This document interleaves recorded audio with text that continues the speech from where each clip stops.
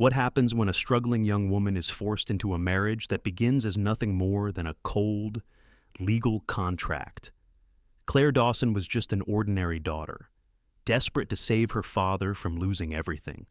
Julian Mercer was a billionaire, brilliant yet frozen by the shadows of his past.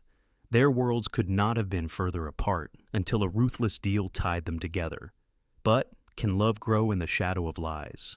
Can a heart that has been locked away behind walls of pride and fear ever learn to trust again? And when dignity, loyalty, and love itself are tested, which will survive the contract or the people bound by it? This is not just a love story. It is a story of courage, of second chances, and of discovering that the greatest treasures cannot be bought. If you believe in stories that touch the heart and make you question what truly matters, then stay with us. Don't forget to like, share, and subscribe, because what you're about to hear might just remind you that sometimes the coldest hearts hide the warmest truths. Everyone thought I was unshakable. At church, neighbors nodded at me as if I were some kind of rock dependable, steady, the young woman who never lost her composure. They didn't see the trembling hands when I balanced the checkbook late at night. They didn't hear the shallow breaths when I folded another past due notice into the kitchen drawer, hoping my father wouldn't notice. My name is Claire Dawson, 28 years old. A business degree hangs in my bedroom closet, framed but gathering dust, as though mocking the years I spent chasing a future that never quite arrived. I once worked as a secretary at a mid-sized law firm in Albany. It wasn't glamorous, but it paid the bills and gave me routine.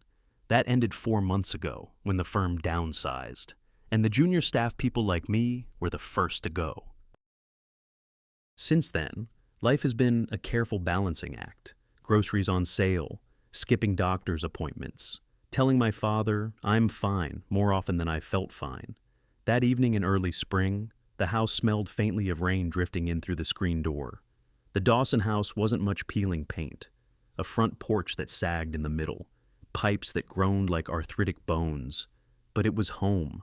My father, Harold, had inherited it from his parents, along with a tiny watch repair shop downtown. He was 62, still stubbornly independent, though his hands weren't as steady as they used to be. I watched him at the kitchen table, bent over a broken pocket watch beneath the dim light. His glasses slid down his nose, his gray hair tousled in every direction. He hummed tunelessly, the way he always did when concentrating. For a moment, I felt a rush of tenderness so strong it hurt. He looked up suddenly. "Claire Bear," he said, using the childhood nickname I hadn't heard in years.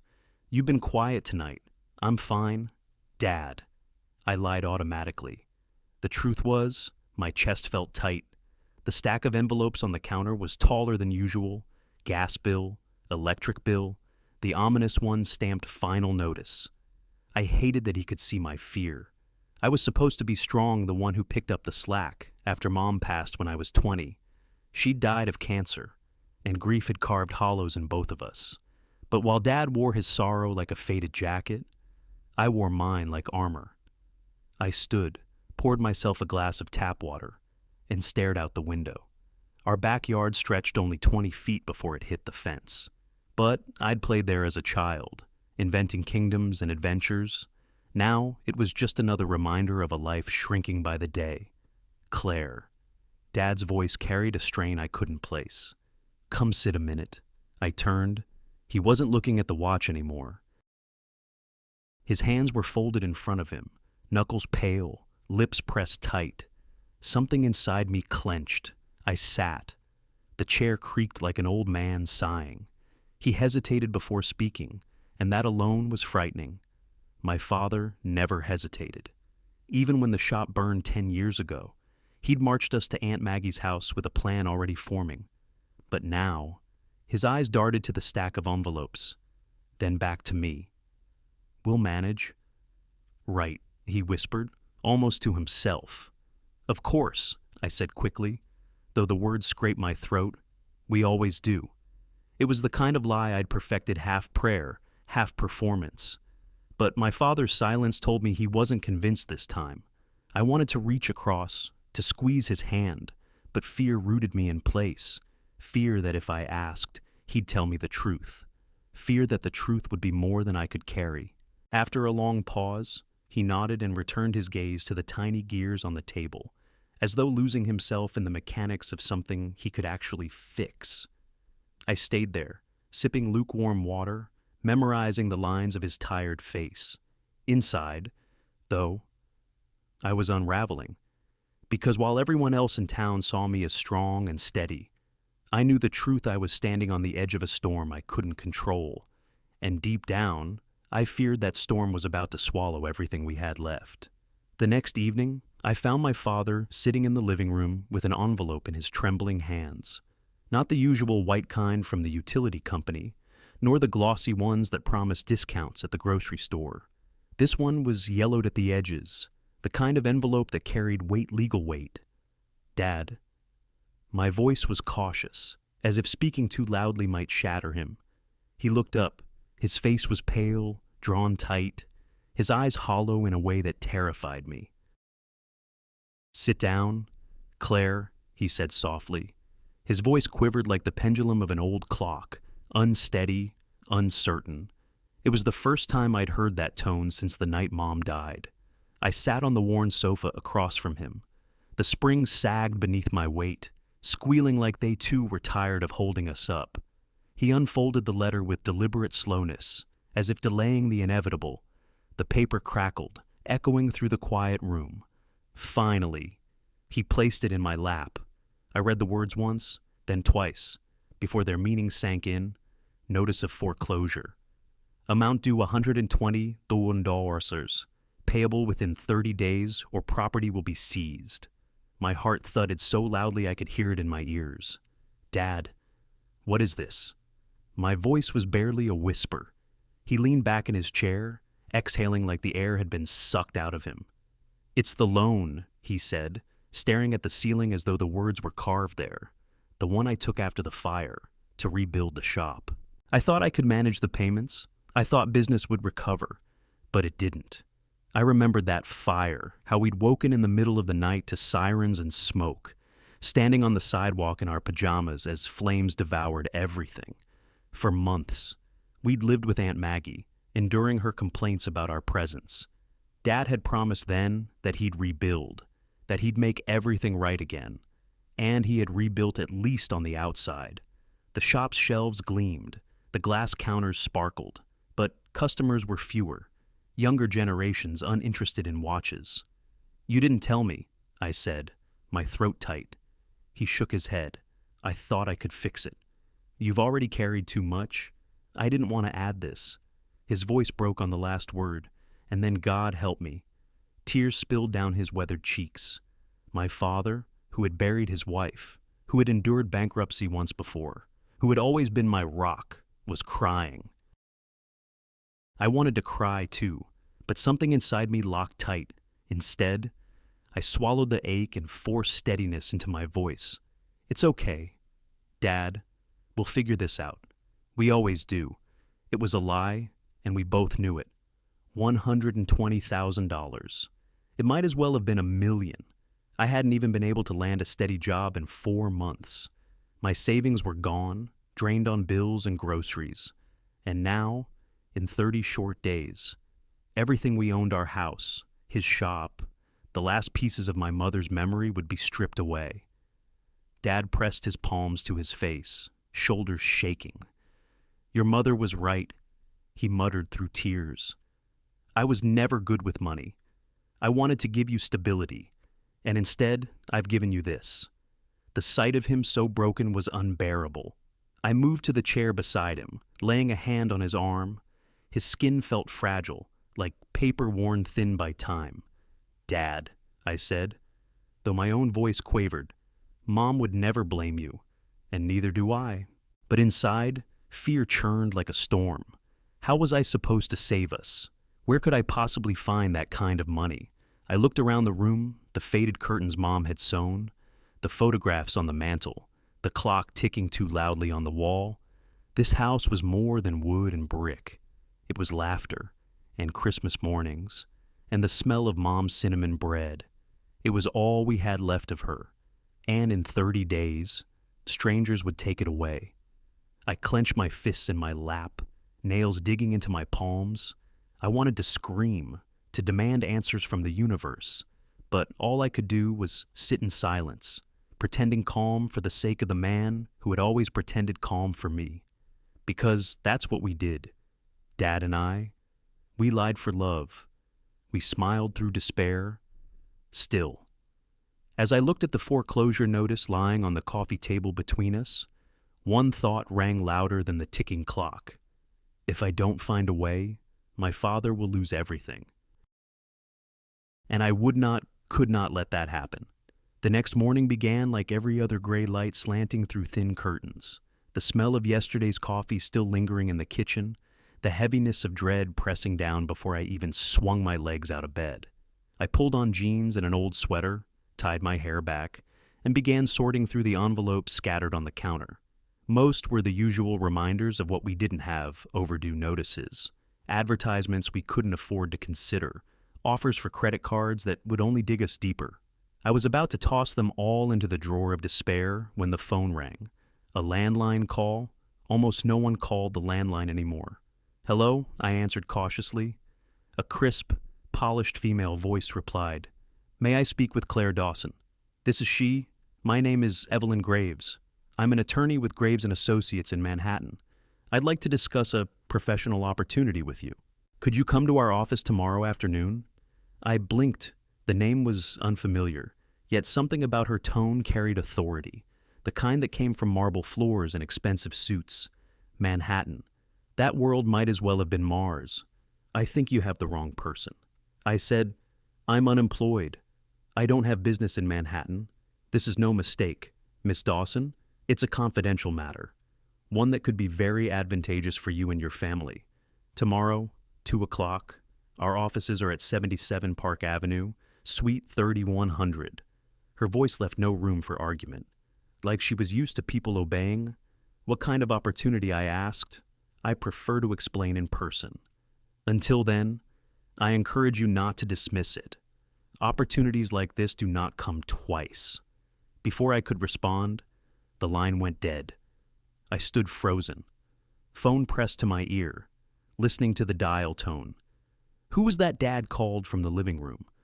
I hesitated. Wrong number. I lied. Because how could I explain something I didn't understand myself? The rest of the day passed in a haze. I tried to clean, to cook, to occupy my hands. But the conversation replayed in my head like a record stuck on repeat. An attorney, in Manhattan, confidential, advantageous. It all sounded like the beginning of one of those too-good-to-be-true scams you read about online. And yet, there had been no pitch, no request for bank details, just an invitation. But why me? That night, after Dad had gone to bed, I sat at the kitchen table staring at the foreclosure notice. The numbers blurred until they became meaningless, only a wall I couldn't climb. My phone sat beside it, glowing faintly in the dark. I opened the internet browser and typed in Evelyn Graves, Graves and Associates. To my shock, the firm existed. Its website was sleek, lined with awards and glowing client testimonials. Their specialty corporate law, high-value contracts, estate planning, the kind of firm that represented billionaires, not broke secretaries from Albany. My stomach twisted. Why would someone like that want me? I shut the laptop, heart racing. Maybe it was a mistake. Maybe I was a pawn in something bigger. Maybe it was fate. The house creaked around me, the sound of old wood settling into silence. I leaned my elbows on the table and buried my face in my hands. What am I doing? I whispered to no one. If I went, I risked walking into a trap. If I didn't, I risked letting go of the one rope dangling into the pit we were falling into. Sleep eluded me. I tossed and turned, staring at the ceiling where the faint glow of streetlight leaked through blinds. Every time I closed my eyes, I saw my father's tears. Every time I opened them, I saw the foreclosure notice. By 3 I sat upright in bed, hands clenched. This could be the answer, I told myself. Or it could be the end of everything. The clock ticked loudly, mocking me with each second lost. Is this a trap, I whispered, or is it destiny? No answer came, only the relentless ticking of time, carrying me toward tomorrow. The following afternoon, I found myself standing at the base of a skyscraper on Park Avenue, staring upward until my neck ached. The building's mirrored surface disappeared into the sky, a monument to power and money. Yellow cabs streamed by, honking impatiently, while well-dressed professionals hurried past me with phones pressed to their ears. I felt like a child who had wandered into the wrong world.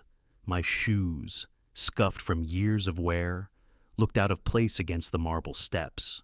The cardigan I had chosen for modest professionalism suddenly seemed like a thrift store hand-me-down.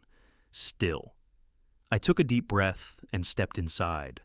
The lobby gleamed with polished stone and brass fixtures. A chandelier glittered above, each crystal catching the light like frozen fire. My reflection in the glossy floor looked smaller than ever. At the reception desk, a young woman with perfect posture and a headset glanced at me.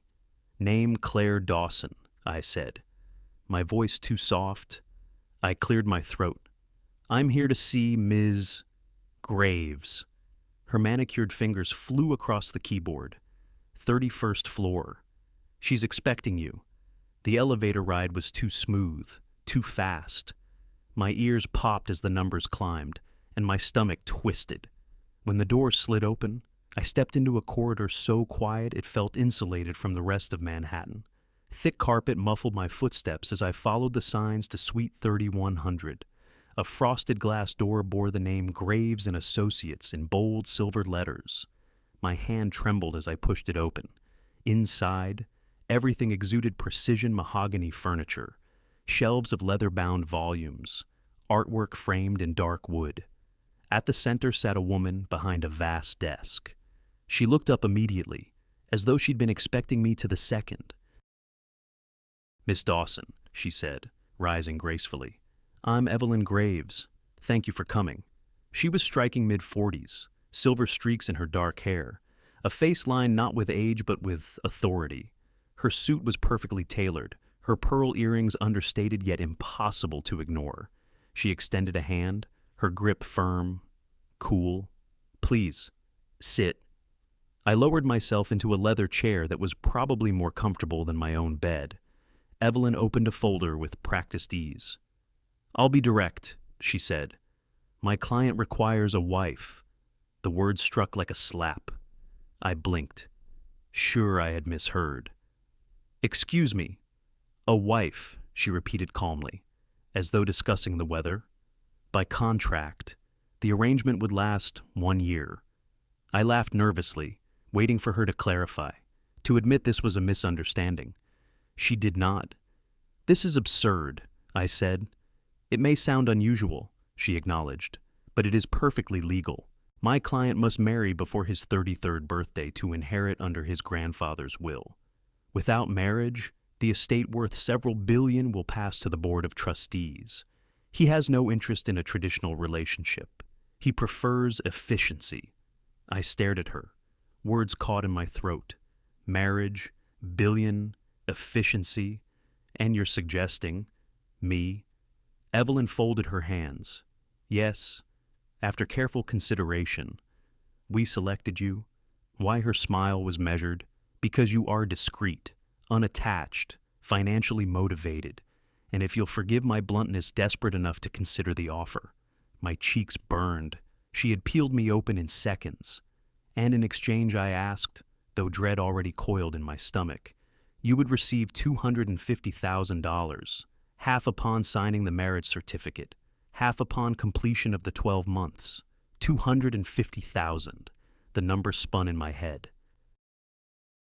Enough to erase Dad's debt, save the house, give him peace, more money than I had ever imagined touching. I pressed a hand to my chest, struggling to steady my breath. "This is insane," I whispered. "Perhaps," Evelyn said evenly, "but it is also real. You may choose to walk away, of course, but ask yourself how else will you find such a sum in 30 days? I thought of the foreclosure notice on the coffee table, the way my father's shoulders had shaken with quiet sobs. Morality screamed at me. This is wrong, a sham, a sale of your dignity. Survival whispered, this is salvation. What would be expected of me, I asked, my voice unrecognizable. You would live in his residence, attend public functions as his spouse. No intimacy is required unless you both choose it. It is, in essence, a business partnership dressed as marriage. A business partnership disguised as love. I shook my head. I can't marry a stranger. You wouldn't be the first. Evelyn replied. People have married for land, alliances, money, status for centuries. At least this arrangement is honest. Her words cut deep. Wasn't every struggling marriage a contract of some kind? How different was this? Truly, I leaned back, staring at the ceiling, my pulse hammered. If I refused, Dad would lose the house, the shop, everything he'd fought for. If I accepted, I would lose something less tangible but no less real, the belief that marriage should mean love. My mother's face flashed in my mind, her laughter in the kitchen, her warm hands guiding mine when I was small. She had believed in love. Would she see this choice as betrayal? Or would she understand that sometimes survival demanded compromise? I need to think. I whispered. You may have until tomorrow at noon, Evelyn said, closing the folder. After that, my client will pursue other options. I rose unsteadily. My legs carried me out of the office, down the elevator, into the noise of Park Avenue. People hurried around me, free and oblivious. I stood frozen in the tide of strangers, clutching my purse as though it could anchor me. $250,000, 30 days until foreclosure. One decision that could alter everything. That night, sleep was impossible. I lay awake, staring at the ceiling, listening to my father's faint snores from down the hall. This isn't marriage, I told myself. It's a contract, a lifeline, a transaction. But another voice whispered, what will it cost you? Claire, your pride, your heart. I pressed the pillow over my face to silence both voices. Yet the question echoed anyway. Is this salvation or surrender? The morning of my wedding felt nothing like a wedding at all. There were no flowers, no music, no nervous bridesmaids fussing over a veil. Just me, standing in front of the mirror in my small bedroom, tugging at the sleeves of a simple cream dress I'd bought for $50 at a thrift store. The reflection staring back at me hardly looked like a bride. Pale, tense, lips pressed together. I brushed my hair into a loose twist, dabbed on the barest trace of makeup, and whispered to myself, it's only 1 year. Downstairs. Dad waited by the door in his best suit, the same navy jacket he'd worn to Mom's funeral. He smiled, though his eyes betrayed the weight of what I was about to do. You look beautiful, sweetheart, he said softly. I swallowed. I looked terrified. That too. He gave a nervous chuckle, then adjusted his tie. Claire, you're sure about this? Was I sure about marrying a stranger whose name I barely knew? About turning vows meant for love into lines in a contract? No. I wasn't sure about anything except the fact that, without this arrangement, Dad and I would be homeless within weeks. I'm sure we need the money, I whispered. That was the only truth I could cling to. A black car pulled up outside, sleek and gleaming, a jarring contrast to our peeling porch. A driver in a dark suit emerged, collected my single suitcase, and opened the door. Dad hugged me so tightly I thought he'd never let go. If he treats you badly, you call me. Promise me, Claire, I promise. The ride to City Hall was silent, but for the hum of traffic. I pressed my forehead to the window, watching ordinary people go about ordinary lives, mothers walking children to school, couples holding hands, a man juggling a bagel and coffee while running to catch the bus, lives untouched by contracts and desperation. When the car pulled up to the gray stone facade of City Hall, Evelyn Graves was already waiting on the steps, her watchful eyes scanning the street. Miss Dawson, she greeted crisply. You're on time.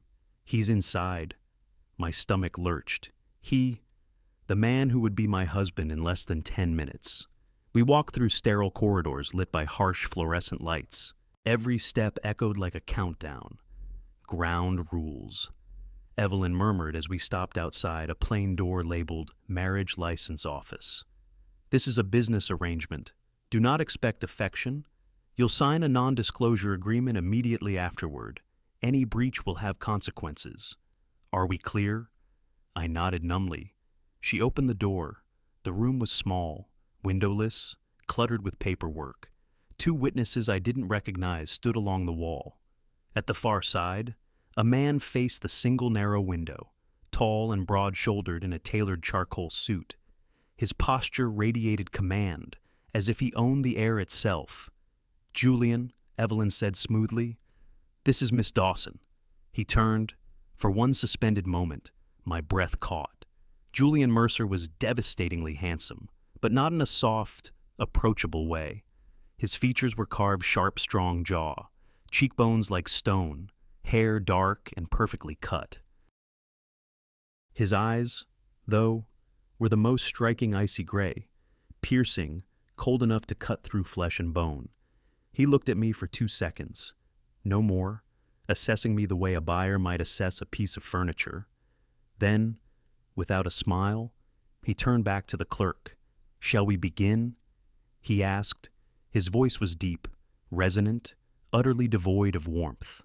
I moved to stand beside him, acutely aware of the 6-inch difference in our height, the faint scent of cologne drifting from his suit. The clerk droned through the vows, but there was no romance here, no trembling joy. "I do," Julian said, his tone as flat as a boardroom agreement. My turn came. My lips trembled before the words escaped. "I do." It felt like lying. 4 minutes later, it was done, papers signed, signatures sealed. I was Mrs. Julian Mercer, not by love, not by choice, but by transaction. Julian turned to me, extended his hand. I expected a kiss, even a polite brush of lips.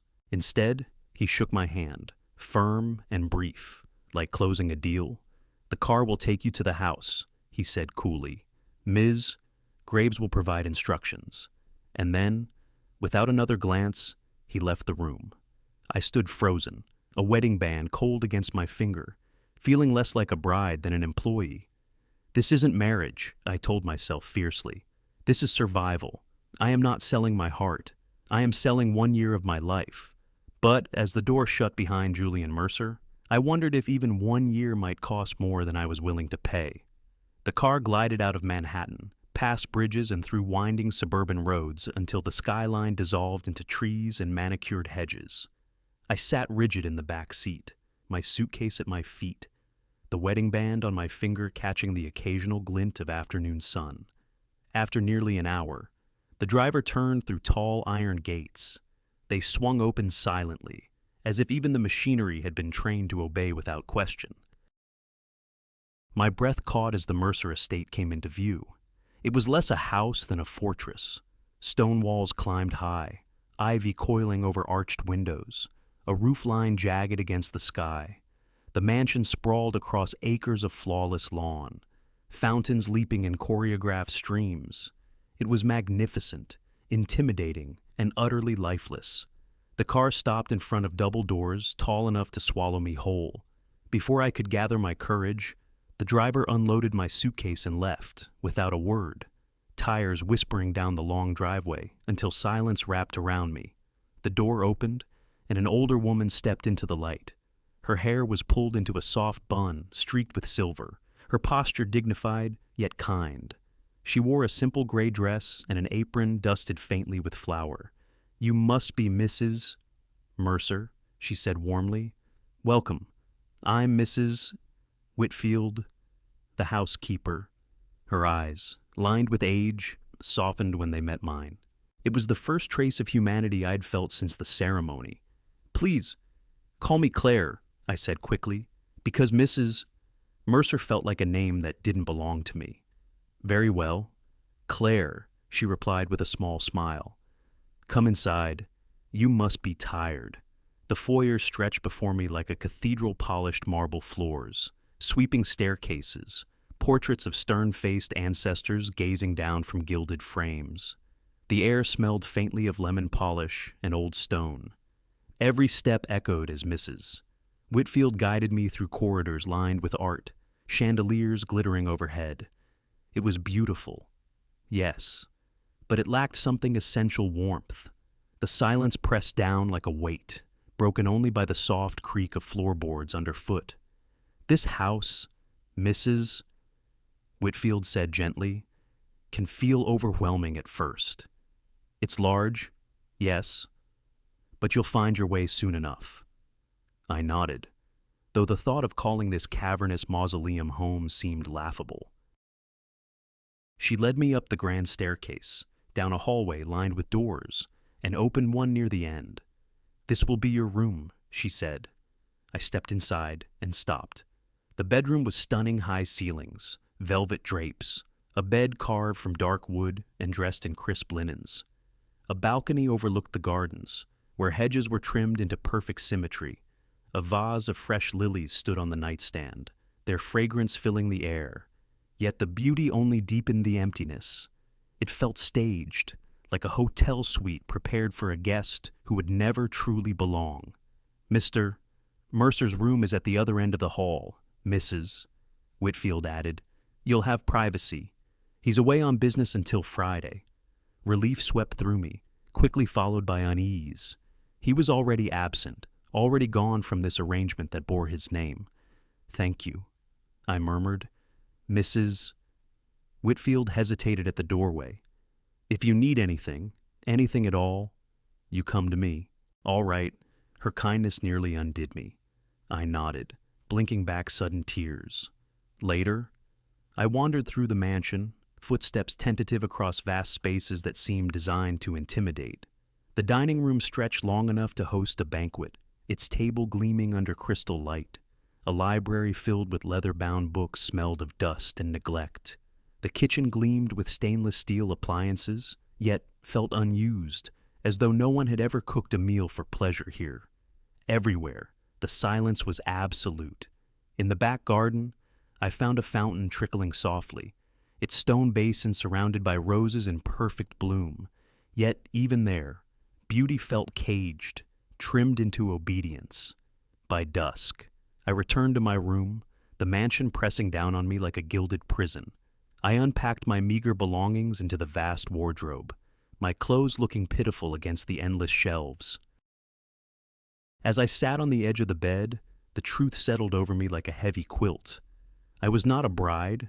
I was an occupant, a placeholder, a pawn in a game I barely understood. And though the bed was softer than any I had ever known, I felt the ache of loneliness more sharply than in any cramped apartment or childhood bedroom. This house was grand, yes, but it was also silent, and silence, I realized, could be more suffocating than noise. I lay back, staring at the ornate ceiling, whispering to myself, "I'm not a wife. I'm not a partner. I'm a prisoner in a palace." Mrs. Whitfield set the table as though preparing for royalty fine china, silver polished to a mirror, candles flickering against the cavernous dining room walls. Yet only 2 seats were arranged, one at the head, one near the middle, the distance between them almost comical. I smoothed the skirt of my navy dress, nerves twisting inside me. For 3 days I'd wandered the Mercer mansion alone, a ghost in an ornate cage. Tonight, the man whose name I now bore would finally return. At exactly 7:30, the sound of tires on gravel reached the windows. My pulse quickened, doors opened, footsteps echoed across the marble foyer. Then he appeared. Julian Mercer walked in as though he owned not only this house, but the very air within it. Still in a suit from travel, his tie loosened, his dark hair slightly mussed, he carried himself with a confidence that was almost oppressive. His eyes met mine, briefly icy, unreadable before he moved to his seat at the head of the table. "Good evening," he said. His tone was courteous but hollow, like a pleasantry recited out of habit. "Good evening," I replied, though my voice came out thinner than I wanted. "Mrs." Whitfield served the first course, some delicate soup with herbs I couldn't name. She glanced between us with the protective gaze of someone trying to soften a storm before it struck.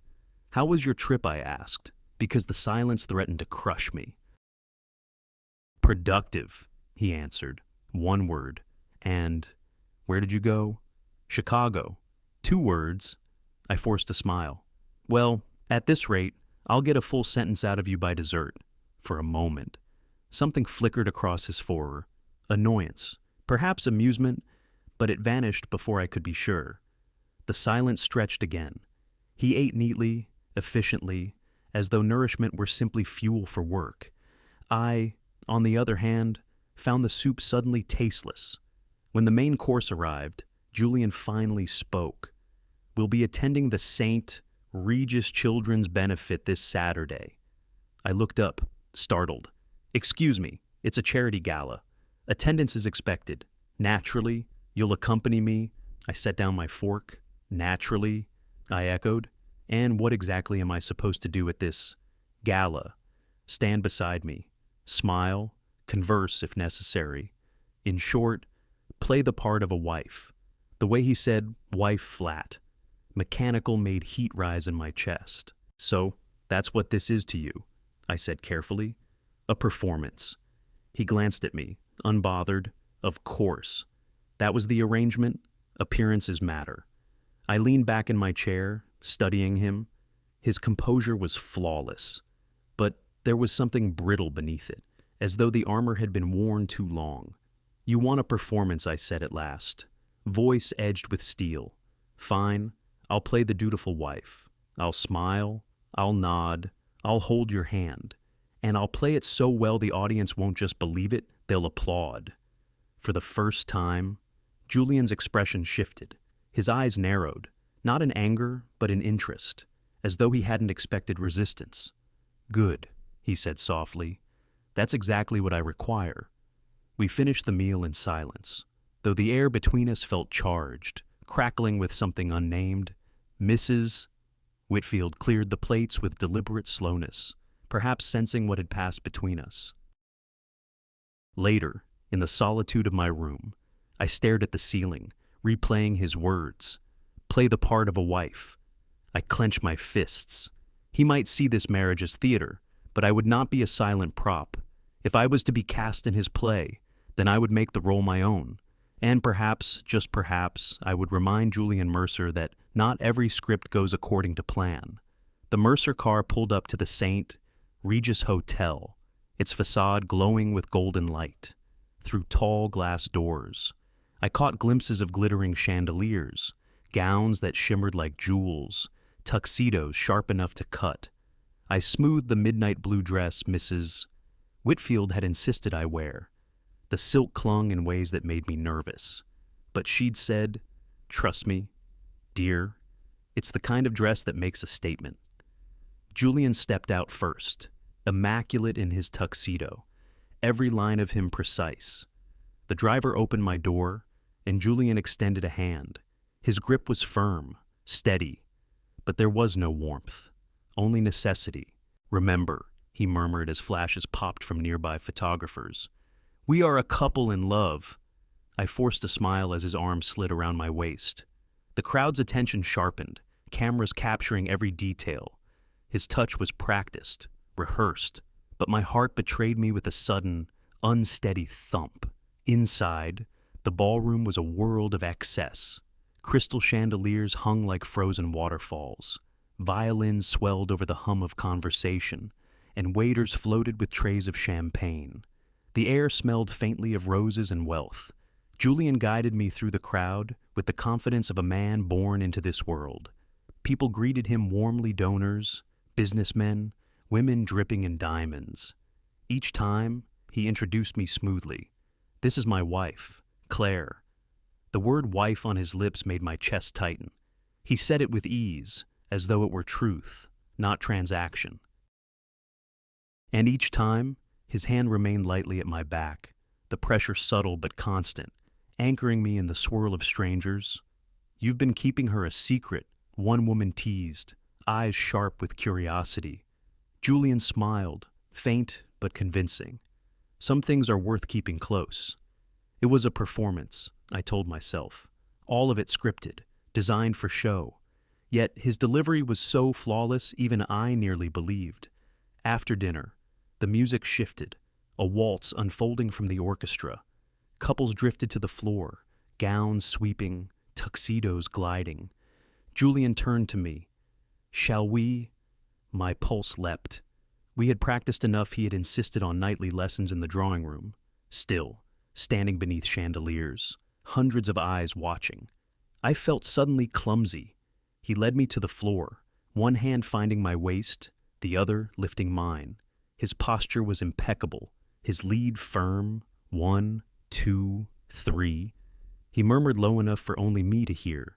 I followed, shaky at first, then steadier. Our steps fell into rhythm, the music carrying us. His touch was sure, guiding me with patience I hadn't expected. When I risked a glance upward, his eyes caught mine. Gray, piercing yet softened by something I couldn't name. For a moment, it wasn't performance. It wasn't contract. It was something startlingly real. The room faded, voices and music blurring, until it was only us, moving in time to a rhythm that seemed older than either of us. I swallowed hard. Is he truly cold? Or is there something hidden beneath all that steel? As if he sensed my thoughts. His thumb brushed lightly against my back, a small, almost accidental gesture, but it sent a rush through me. I faltered, missing a step. "Relax," he whispered, steadying me. "Trust me, trust." The word hung heavy between us. I obeyed, letting him lead fully, and to my shock, the movement became effortless.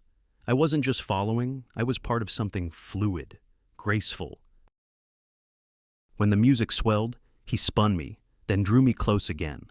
His face was inches from mine, his breath warm. For one dizzying second, I thought he might actually smile, not the rehearsed version, but something genuine. But then, the music ended. Applause broke around us, and the spell shattered. Julian released me at once, his expression snapping back into its cool mask. He offered a polite nod, guiding me from the floor as if nothing had passed between us. Yet my heart still raced, my hands still trembled. Later, as we stood near the edge of the room, a man approached, tall, polished, his smile edged with rivalry. "Julian Mercer," he greeted, clasping Julian's shoulder. "And this must be the mystery wife I've heard so much about." Julian's jaw tightened. "Alexander Ward," he said curtly. "Claire, this is an old acquaintance." Alexander took my hand, holding it a beat too long, charmed. "I must admit, Julian, I didn't think you capable of settling down." Julian's grip on my waist tightened fractionally. "You'd be surprised." I caught the edge in his voice, the subtle tension radiating from him. Alexander smirked, clearly enjoying the discomfort he provoked, before excusing himself. As he walked away, I glanced at Julian. His face was impassive, but his hand lingered at my back, protective in a way that felt unguarded, unplanned. And in that tiny slip, I glimpsed it again, the crack in the ice. Back in the car, silence stretched between us. The city lights flickered past the window, gilding the interior with fleeting gold. Finally, I broke it. "You're very convincing." His eyes flicked to mine. That was the point. I held his gaze. "Convincing the guest or yourself?" Something unreadable passed over his face. For a heartbeat. I thought he might answer honestly. But then he turned back to the window. Jaw set. I leaned back. Heart still unsteady. Tonight had shown me something dangerous, that beneath the billionaire's armor, there might be a man. And if I wasn't careful, I might start to care about him. The mansion was quieter than usual that night. Julian had retreated to his study, the heavy oak door closed, the faint glow of lamplight spilling underneath. I wandered restlessly through the halls, the echo of our waltz at the gala still haunting me. I told myself it had been nothing a performance, a moment's illusion. But every time I closed my eyes, I felt the steadiness of his hand at my back, the fleeting softness in his gaze. I needed to remind myself who he really was. "Mrs. Whitfield found me in the library, absently running my fingers along the spines of old books. She carried a tray of tea, the aroma of chamomile curling through the room. "You seem troubled, dear," she said, setting the tray down. "I'm fine," I answered too quickly. She gave me that knowing smile only older women can give, the kind that sees through every mask. "You know," she said, pouring tea into delicate cups, "Julian wasn't always like this." I froze. "What do you mean?" She hesitated, as though weighing loyalty against compassion. At last, she sighed. "When he was in college, he fell in love. A girl from a small town, sweet, smart, from a family with nothing. I never met her, but I heard the way he spoke of her. He was different then, lighter, happier." I leaned forward, my pulse quickening. "What happened, Mrs.?" Whitfield's eyes softened with sadness. His parents intervened, said she wasn't suitable, not for the Mercers.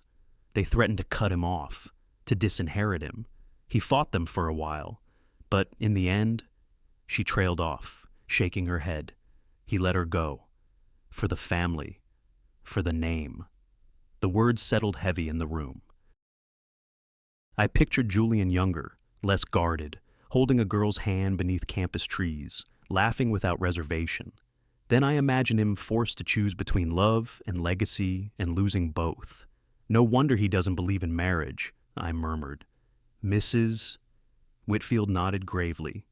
"He built walls after that, higher and higher. I've watched him hide behind them for years." I sipped the tea, though my throat felt tight. The bitterness of it mirrored the ache growing inside me. Later, alone in my room, I couldn't shake the story. It explained so much the way he kept me at arm's length, the coldness in his voice, the insistence that our union was performance only.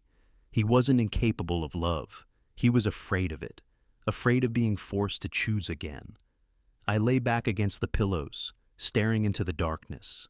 My mind conjured images of the unnamed girl, her laughter, her loss, her ghost lingering in Julian's silence. And then came the fear. What if I'm just another version of her? Another woman from the wrong world. Another chapter destined to end in heartbreak. The thought cut sharper than I expected. I shouldn't care not about him, not about his wounds. This was a contract, nothing more. And yet, some traitorous part of me longed to reach through the armor, to tell him he didn't have to live like this. I turned onto my side, clutching the pillow to my chest. "I can't be her." I whispered into the dark. "I can't repeat her story." But the truth was already written across my heart, whether I wanted it or not. Julian Mercer's past had entangled itself with my present, and for the first time since this began, I feared not the cost of the contract, but the cost of my own feelings. The Mercer dining room could seat 30. Its chandelier glittered like captured starlight. Its polished mahogany table gleamed. But to me, it always felt more like a museum display than a place where people shared meals. And night after night, Julian's dinners were arranged with military precision, silver domes lifted by uniformed staff to reveal dishes I couldn't pronounce, served in portions so small they made me hungrier afterward. That evening, as Mrs. Whitfield coordinated another team of caterers, I found myself blurting, "What if I cook tonight?" She paused mid-instruction, her eyebrows lifting. "Cook?" "Yes," I said, suddenly self-conscious. "Just something simple. Real food. No imported truffle oil. No sauces reduced for hours. Just dinner?" Her expression softened into something dangerously close to hope. "Mr. Mercer hasn't had a home-cooked meal in years. Not since she stopped herself," then smiled faintly. "I'll help you gather what you need." By the time Julian returned from his office, the house smelled of garlic and rosemary. I stood in the kitchen wearing an apron several sizes too big, stirring a pot of beef stew that simmered with carrots and potatoes.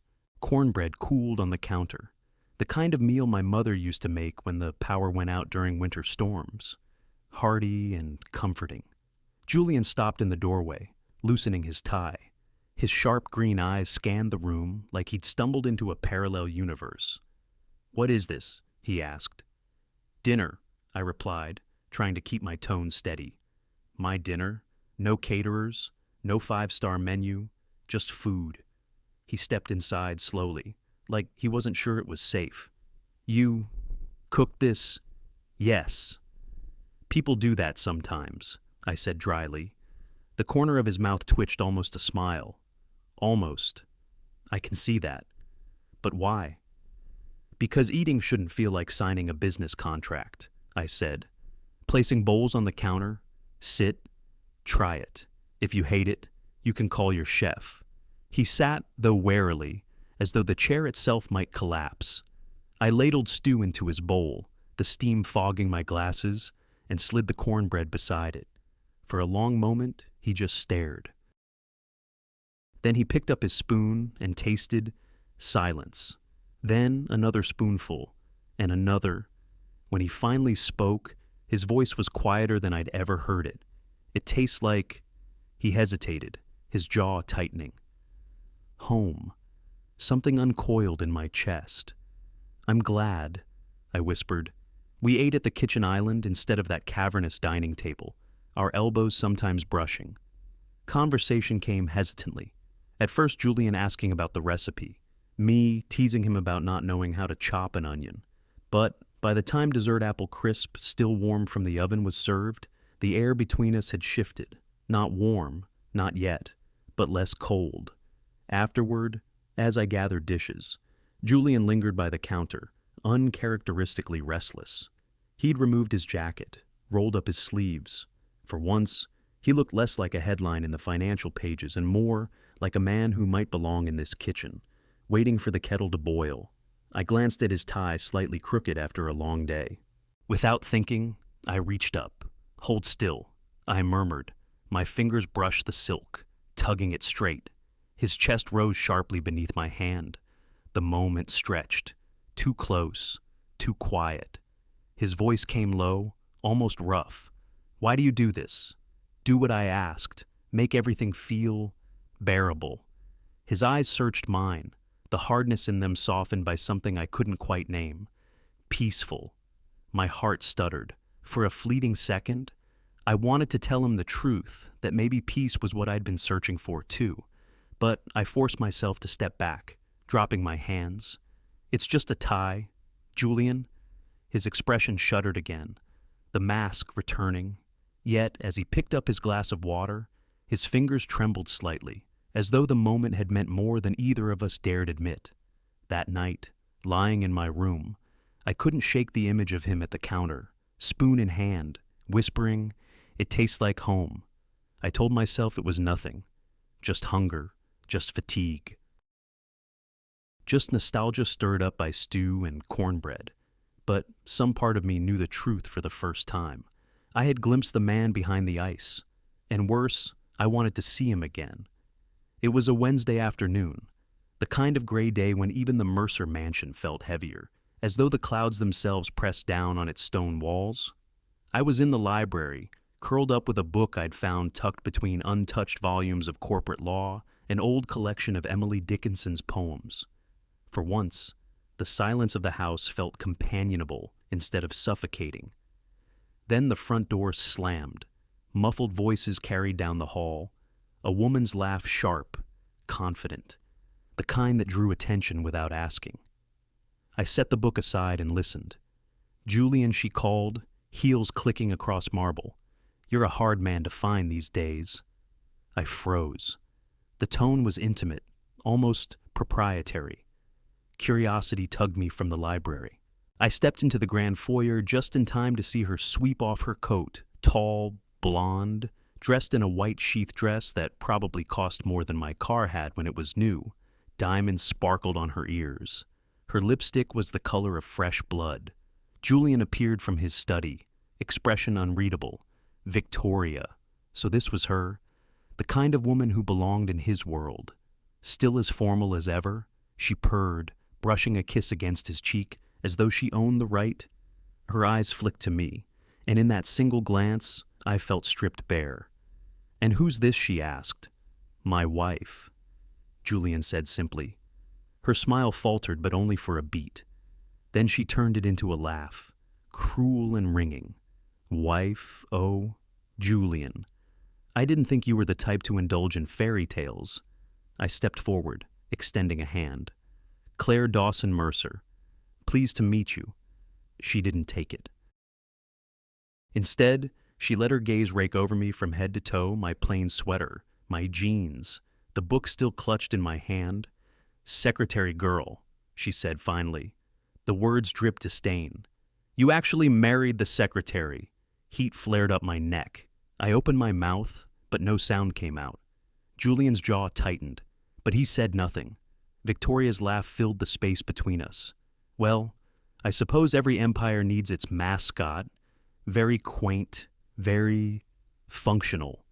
The word struck like a blade, functional, as though I were a piece of furniture, useful but replaceable. I glanced at Julian, begging silently for him to contradict her, to defend me, to say I was more than that. But he only stood there, green eyes dark, lips pressed thin. The silence screamed louder than any insult. "I should be going," I said, my voice steady only because I willed it so. I set the book down on the entryway table, my hands trembling. "Enjoy your reunion," Claire Julian started, but I didn't wait. I walked past them both, through the heavy front doors, and out into the cold afternoon. The air bit at my skin, sharp and bracing, but at least it was honest.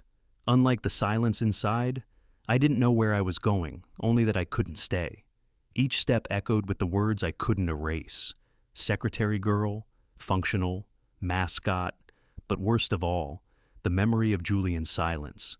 He could have said something, anything, that I mattered, that I wasn't just a convenience, that I wasn't invisible, but he hadn't.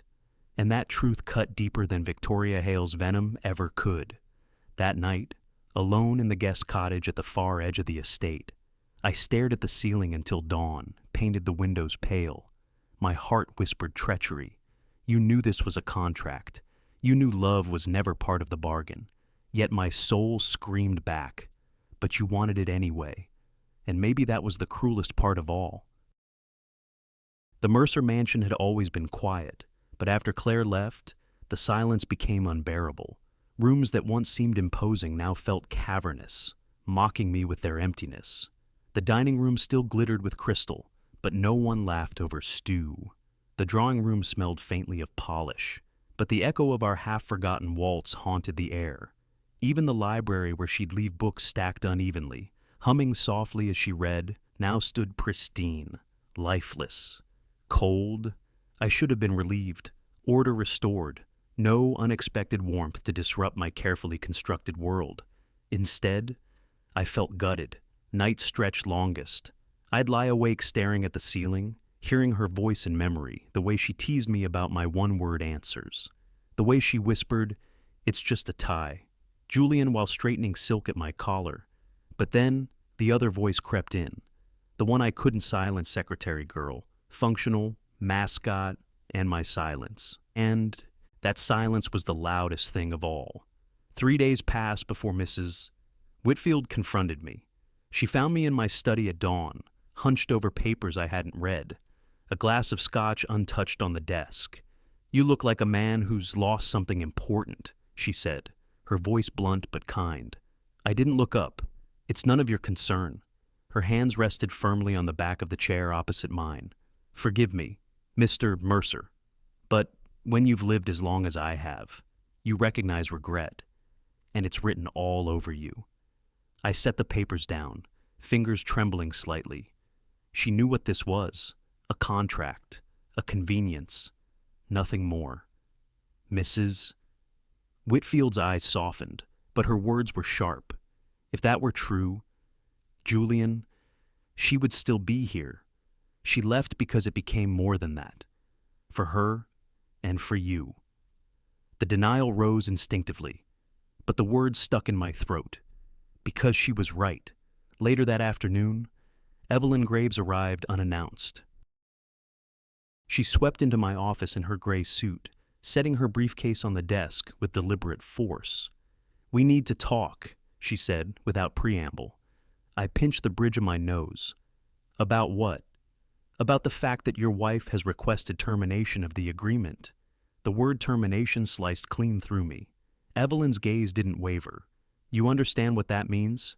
If the marriage ends before the 12 months, You forfeit your grandfather's trust, the inheritance, the company, everything. I leaned back, forcing calm I didn't feel. If that's the price, so be it.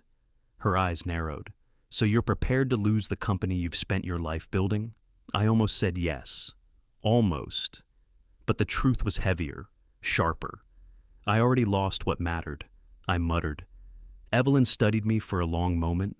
Then she sat down, her tone less lawyer, more mother. Julian, your grandfather was ruthless, but he wasn't blind. That clause in his will forcing you to marry wasn't just about money. He wanted you to remember what it meant to let someone in. I laughed bitterly, and I proved him right by driving her away. Then fix it, she said simply. Her words hung in the air like a challenge. That night, I walked the halls like a ghost. In the kitchen, I half expected to find Claire at the stove, hair pulled back, sleeves rolled up, humming while stirring stew. But only silence greeted me. In the drawing room, I remembered her awkward laughter as I guided her through the waltz. You're overthinking it, I'd told her, and now, alone, I realized I was the one who had overthought everything, calculating, protecting, controlling until nothing was left but ashes. I ended up at the piano, my mother's piano. Fingers hovered over the keys but refused to press. What good was music when the only person who'd listened had walked away? Mrs. Whitfield found me there, long after midnight. She said nothing at first, simply sat in the armchair nearby, knitting needles clicking softly. Finally, she spoke. Julian, wealth can build walls high enough to keep out pain, but walls keep out love, too. I closed the lid of the piano with a snap. Love is weakness. It makes men reckless. It destroys empires. Her needles paused. Or it builds homes. Which one did Claire give you? Julian, an empire or a home? The answer rose unbidden. Home. And for the first time, I admitted the truth, even if only to myself. It wasn't the company. It wasn't the inheritance. It was her, Claire. She was the most valuable thing I'd ever been given, and I had let her go. The knock at my study door was firm, unyielding. Mrs. Whitfield's voice followed. Mr. Mercer, you have a visitor. I hadn't scheduled any meetings that day. Send them away, I muttered. But she didn't move. Instead, she opened the door, and a man stepped in, a man I recognized from the wedding photographs, though I had not seen him since. Harold Dawson, Claire's father, compact in stature but steady as stone. His work-worn hands clutched a yellowed envelope. His eyes, a mirror of Claire's, held both weariness and defiance. He didn't wait for an invitation to sit. He simply placed the envelope on my desk. That's the money your lawyers sent to my daughter, he said evenly. Half the contract amount. She gave the rest to me to pay our debts. Every cent has been earned back, and now I'm here to return it. I stared at the envelope. Inside was $125,000, the price of her sacrifice. You don't have to. I do, he interrupted sharply. Because my daughter isn't for sale. Not her dignity, not her kindness, not her life. The words hit harder than any accusation Victoria Hale had ever thrown. Vincent stepped closer, resting both hands on the edge of my desk. His voice dropped, lower but fiercer. Do you know what she told me? Julian. She said she thought she mattered to you. She thought she'd found something real behind all your ice and steel. And then you let another woman tear her apart while you stood there in silence. I flinched, the memory searing. She's tougher than she looks, Vincent continued. But she's human, and she bleeds when people she trusts cut her deepest. Silence stretched between us, heavy as the oak beams overhead. Finally, I found words. I was trying to protect her, to protect myself. I've spent my whole life building walls. He cut me off with a sharp laugh. Walls. That's just another word for cowardice. My jaw tightened, but his gaze didn't waver. My daughter doesn't need a contract, Mr. Mercer. She doesn't need your fortune or your mansion or your walls. She needs a man brave enough to love her. The sentence landed like a hammer blow, shattering the last pieces of my denial, because he was right. All my life, I had measured worth in balance sheets and contracts. Believing love was weakness. But sitting across from Claire's father, this man who had nothing but still carried himself with dignity, I realized I had been wrong. Terribly, devastatingly wrong. Vincent picked up his coat from the chair. You've got wealth, influence, power, but none of that matters if you don't have the courage to fight for her. And if you don't, someone else will. He turned to leave, pausing at the door. For what it's worth, he said more softly, I think you could be that man, if you'd only let yourself. And then he was gone, leaving behind the envelope and the echo of his words. I sat motionless, staring at the money I hadn't asked for and the truth I could no longer deny. Claire hadn't needed a contract. She had needed me. And for the first time in my life, I wanted desperately to be worthy of that need. The bell above the diner door jingled as I stepped inside. The air smelled of coffee, frying bacon, and something sweet on the griddle. My polished shoes felt out of place on the black and white checkered tiles. My tailored coat far too heavy among the regulars in worn jackets and trucker caps. Behind the counter, wiping down a booth, stood Claire. Her hair was pulled back into a ponytail, a strand falling loose to frame her face. The uniform she wore was faded pink, 2 sizes too big, but she carried it with the quiet dignity I'd come to know so well. Her shoulders slumped with exhaustion, shadows etched under her eyes. And yet, she was radiant. When she saw me, the rag stilled in her hand. The color drained from her cheeks. Julian, she whispered. I swallowed, my throat dry. Claire. The diner had gone silent. The cook leaned out from the kitchen. A waitress froze mid-pour, and 6 customers craned their necks, curious about the man in the expensive coat. I need to talk to you, I said. Her lips pressed into a thin line. I'm working. A burly man emerged from the kitchen, her boss. I assumed. He gave her a nod. Take 15. Claire, we've got this. She hesitated, then tossed the rag aside and slid into a corner booth. I followed, feeling every eye on me. The silence between us was heavier than lead. I tried to speak, but my voice cracked. Claire, I'm sorry. She looked at me with those steady, wounded eyes. Sorry for what? For letting her call me secretary girl, for standing there while she made me feel like I was nothing. Each word cut deeper than a blade. Yes, I said hoarsely, for all of it. For being a coward.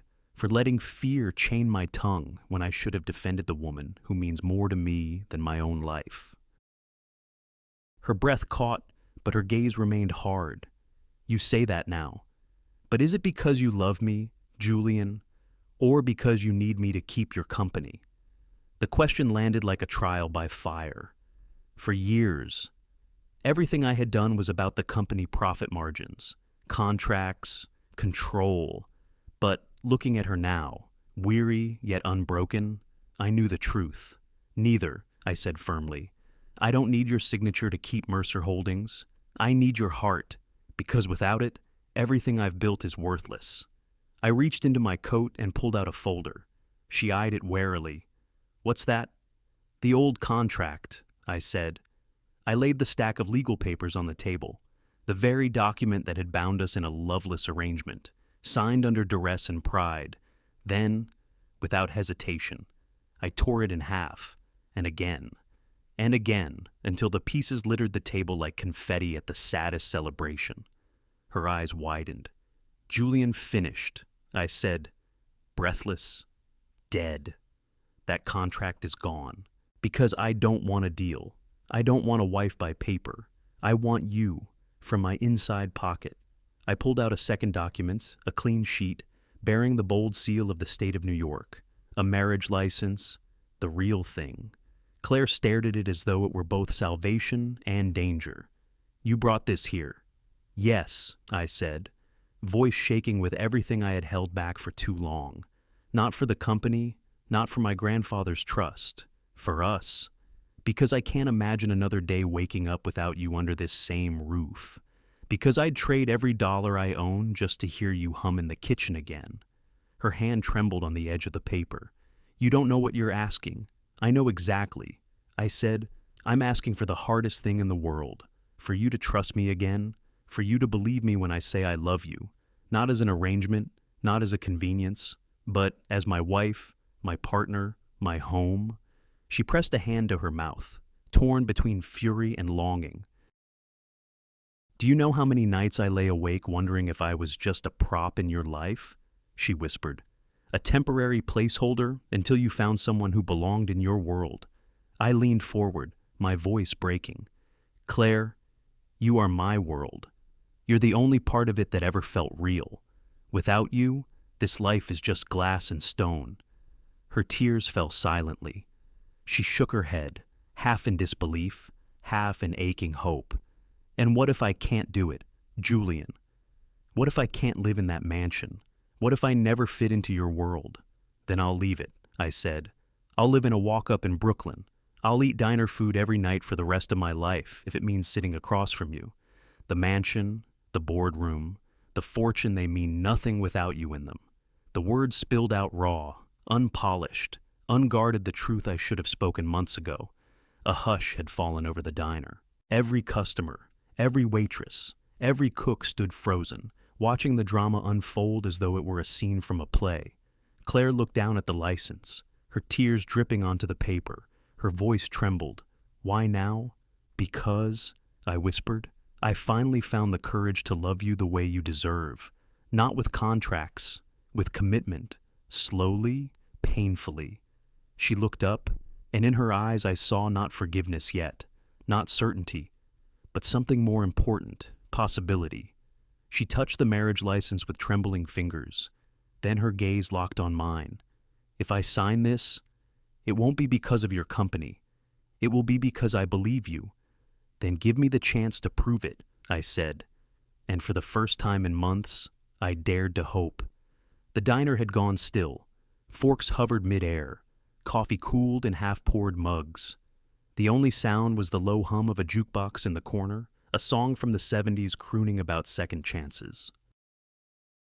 I looked across the booth at Claire, her eyes still wet with tears, her fingers trembling over the marriage license. I'd rehearsed so many boardroom speeches in my life, negotiations that were worth billions, yet never had words mattered more than they did in this quiet corner of a Brooklyn diner. I slid out of the booth. The floor squeaked under my shoes as I dropped to one knee. Gasps rose around us. A waitress clapped a hand to her mouth. The old man at the counter muttered, "Well, I pulled a small velvet box from my pocket. Inside was not a gaudy diamond meant to impress shareholders, but something far more precious, my grandmother's ring. A simple gold band set with a modest sapphire, worn thin by decades of real love. Claire Dawson, I said, my voice unsteady but loud enough for everyone to hear. Not Mrs. Mercer by contract, not my wife by arrangement. Just Claire, the woman who turned my cold house into a home, who taught me that money can't buy what matters most." Her tears flowed freely now, shining under the fluorescent lights. "I love you," I continued, my throat tightening, "more than I ever thought I could love anyone. And I am asking not as a businessman, not as a man desperate to hold on to his fortune, but as a man who can't imagine a single day without you. Will you marry me truly? This time, for real?" The diner held its breath. Claire covered her face with both hands, shaking her head as though trying to steady herself. Then she looked down at me, at the ring, at the torn contract still scattered across the table, at the marriage license blotched with her tears. "You're insane," she whispered. "Probably," I said, a shaky smile tugging at my mouth. She laughed through her tears, a sound that cracked something open inside me. She lowered her hands, her voice breaking. "Julian, you broke my heart. I know. You made me feel like I was nothing. I know. And I will spend the rest of my life proving you're everything." She stared at me for a long, breathless moment. Then, slowly, she extended her hand. "This time," she said softly, her voice trembling but strong, "it's real." The diner erupted. Applause thundered. Someone whistled. A trucker banged his mug against the counter and shouted, "Give the girl the ring already!"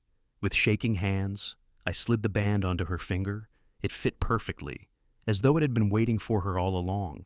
She pulled me up, and before I could speak another word, her lips were on mine.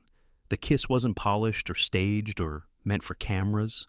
It was messy, salty with tears, and truer than anything I'd ever known. When we broke apart, laughter and cheers filled the air. The cook leaned out of the kitchen and declared, "Pie's on the house tonight. Love like that deserves pie." Claire laughed again, wiping her tears, still clutching my hand like she couldn't let go. I looked around at the strangers who had witnessed the most vulnerable moment of my life. Their smiles, their clapping, their calls of congratulations made it feel less like a diner and more like a chapel. But the only vow that mattered was the one I had just spoken with my heart. Later.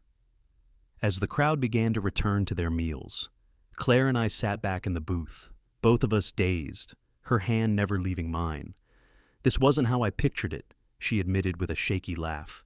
"Neither did I said, brushing a strand of hair from her face. "But I think your mother would approve more of pie at Mel's Diner than champagne in a ballroom." Her eyes softened, shimmering with both grief and joy. "She would have loved you, you know?" Something in me broke and healed all at once. "Then I'll spend my life trying to deserve that." She leaned her head against my shoulder, and for the first time in months, I felt whole. The world outside still spun. Contracts still needed signing, board meetings still loomed, fortunes still rose and fell. But inside that small diner, with Claire's hand warm in mine, none of it mattered. What mattered was this: from a contract to a commitment, from silence to truth, from fear to love. And for the first time in my life, I didn't feel like the heir to an empire. I felt like a man who had finally found home. The church was small, whitewashed with peeling paint, perched on the edge of a quiet town upstate. Nothing about it screamed wealth or grandeur. Instead, it whispered of simplicity, of vows spoken in sincerity, of lives lived side by side. 1 year ago, Claire Dawson had walked into my life as a contract. Today, she walked toward me as my bride. Her arm looped through her father's as they moved slowly down the aisle. Sunlight streamed through stained glass windows, scattering jewels of color across her dress, ivory lace. Nothing ostentatious, just timeless. She carried no bouquet but a cluster of wildflowers she had picked that morning from the meadow near the church. And yet, she was the most beautiful thing I had ever seen. Vincent's chest swelled with pride. His eyes glistened, though he tried to hide it beneath a gruff smile. When they reached the altar, he placed her hand in mine and leaned close enough that only I could hear, "Take care of her. Julian, no contracts this time. No contracts. I promised. Only love." He nodded once, satisfied, and stepped aside. Mrs. Whitfield dabbed at her eyes with a lace handkerchief from the front pew. To me, she had become more than a housekeeper. She was family. She had seen my lowest moments, and now she witnessed the day I finally laid down my pride. Evelyn Graves sat beside her, still regal in her tailored suit, but even she allowed herself a small, wistful smile. The lawyer who once reminded me of obligations now looked quietly grateful that I had discovered something beyond obligation. The minister began to speak, but I barely heard the words. My eyes never left Claire's. When it came time for vows, she squeezed my hands, her voice steady though her tears fell freely. "Julian, you once told me our marriage was a performance, but today, I vow there will be no more roles, no more scripts, only truth, only us. I vow to choose you every day not because of paper, not because of wealth, but because love is the only promise worth keeping." I swallowed hard, my vision blurring. "My turn, Claire," I said, my voice breaking. "I spent years believing love was weakness, something to be feared, but you showed me it is strength, it is home, today. I vow to honor you, not with contracts, but with every beat of my heart. I vow to defend you, cherish you, and love you with all that I am. For as long as I live, there wasn't a dry eye in the room. When the minister pronounced us husband and wife, I kissed her as though sealing a covenant written not on paper, but in the soul. The crowd erupted in applause, not the polite clapping of shareholders, but the thunderous joy of family and friends who had seen love triumph. At the reception, a simple picnic beneath oak trees behind the church guests ate fried chicken, potato salad, and slices of pie balanced on paper plates. Children ran through the grass, laughter rising above the music of a local folk band. I loosened my tie, slipping off my jacket, and for once, I didn't care about appearances. Claire, barefoot now, spun in circles with little cousins, her wildflower crown slipping sideways as she laughed. And in that laughter, I heard the sound of eternity. As the sun set and lanterns glowed in the branches, I pulled her aside, away from the noise. We stood at the edge of the meadow, fireflies flickering like sparks in the growing dark. "Do you remember?" I asked softly. "The first night we danced?" She smiled faintly. "I remember you told me to trust you." "And you did," I whispered, "even when I didn't deserve it, even when I failed you." She rested her forehead against mine. "We both failed, but we learned." I kissed her gently, savoring the peace that followed. For years, I had chased empires, boardrooms, legacies. None of them mattered now. This woman in my arms was all of it: home, future, forever. Later, as we said our goodbyes to guests, Vincent hugged us both, his voice rough with emotion. "I worried she'd never find someone worthy of her," he admitted. "But I see it now. She didn't just marry a man, she made him one." His words stayed with me long after the lanterns dimmed. And so, 1 year after a contract brought us together, love had rewritten the terms. Money can build houses, but only love can build a home. Some contracts are signed with ink, but the most important ones are written on the heart, and ours would never fade. In the end, Claire and Julian's journey reminds us of a truth many of us learn only after years of living. Money may provide comfort, but it can never purchase love, loyalty, or peace of mind. Contracts can bind people legally, but they cannot bind the heart. For those of us who have weathered life's storms, raising families, burying loved ones, or starting over when we thought it was too late, this story is a gentle reminder that the most valuable investments are not made with dollars. They are made with patience, forgiveness, and the courage to be vulnerable. Julian had wealth beyond measure, yet his mansion was nothing but a silent museum until Claire's laughter filled its halls. Many of us know that feeling a house is just walls and a roof, but a home is built through love. So perhaps the question is not, what do we own, but rather, who do we love, and how do we show them? Because when the contracts of life expire, and the titles and bank accounts fade, what remains is simple: the way we cared for one another. And that, truly, is the richest inheritance we can leave behind. Thank you so much for spending your time with us today and walking through this story of love, sacrifice, and redemption. If it touched your heart, please give this video a like, share it with someone who might need a reminder about what truly matters, and don't forget to subscribe to our channel. Your support helps us continue bringing you more heartfelt stories that inspire, heal, and remind us all of life's deepest truths.